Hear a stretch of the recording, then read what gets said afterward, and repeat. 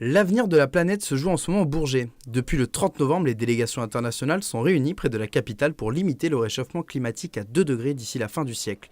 Une partie de ce combat se joue dans les assiettes. Nos habitudes alimentaires sont-elles compatibles avec le développement durable? Cette problématique concerne notamment le poisson. La biodiversité des océans est aujourd'hui menacée par les techniques de pêche à grande échelle. Alors, j'espère qu'il y aura toujours du poisson à pêcher.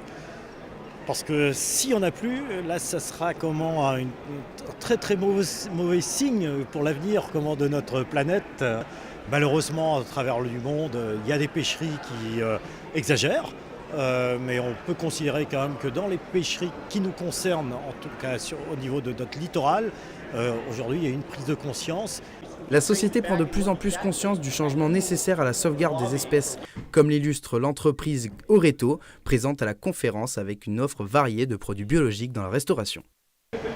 Donc là, on a été mis pour la COP21 ici, on a un self, on a une crêperie, on a 2 food trucks qui sont là-bas. D'habitude, on n'est pas sur du bio, nous. Là, c'est vraiment spécifique à la COP21, c'est vraiment pour ça qu'on fait tout bio. C'est un atout pour la clientèle elle apprécie, mais c'est un désavantage parce que pour nous, ça complique beaucoup de choses. Ce qui va vraiment faire évoluer les choses, ce sont ces innovations menées par des petites startups comme Solar Sun System qui propose à la COP21 un stand inédit. Le principe, pédaler pour produire de l'énergie et presser des fruits frais. Aujourd'hui, on propose un jus qui est fait à base de carottes, de betteraves et de pommes. Donc c'est que des fruits et des légumes qui viennent de maximum 50 km autour de Paris.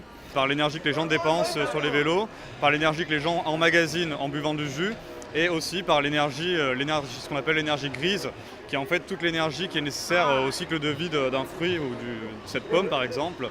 La société Solar Sun System a développé plusieurs dispositifs autonomes en énergie, une source d'inspiration pour les entreprises de demain et un motif supplémentaire d'espoir au cœur de cette COP 21.